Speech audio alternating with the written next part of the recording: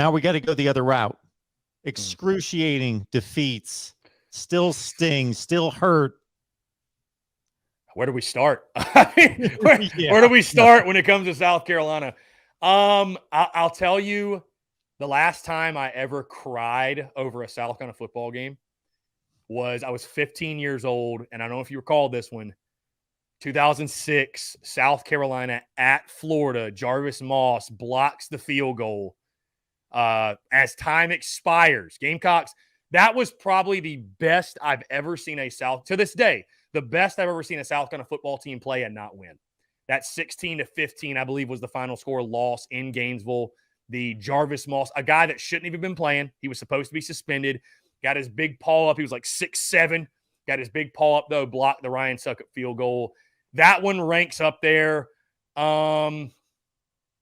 2013 Tennessee was excruciating. I mean, you look back, all the games that kept South Carolina out of the SEC title, 11, I was at the 2011 Auburn game.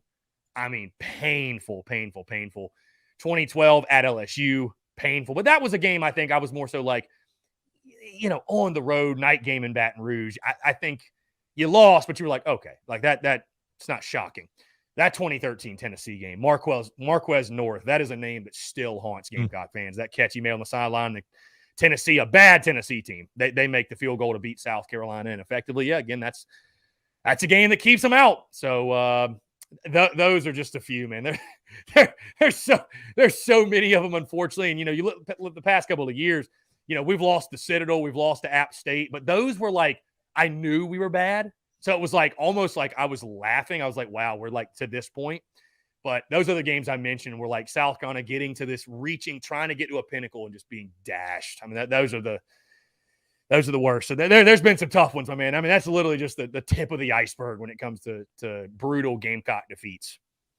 And, of course, that 2006 blocked field goal attempt, that would have changed college football history because Florida would not have gone and won the BCS championship. Yep, for sure.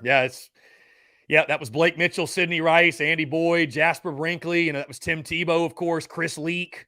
Sure. Yeah, I mean, like I said, Spurrier's first trip back to the swamp. He had beaten them the year before in Williams-Brice. So, like I said, man, it's hard for me to think of a game that South Carolina played a more sound, complete football game and did not win against the caliber of team they were going against. You know what I mean?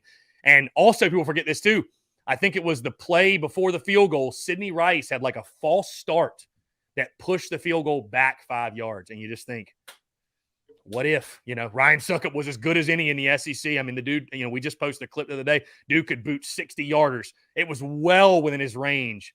But, and I've talked to Gator fans say that's the loudest they've ever heard the swamp when that kick was blocked. So, tough. Very tough. You have probably brought up 10 names that I haven't thought of for years and years and years and years. Yeah. But that's another one, Sidney Rice. Yeah.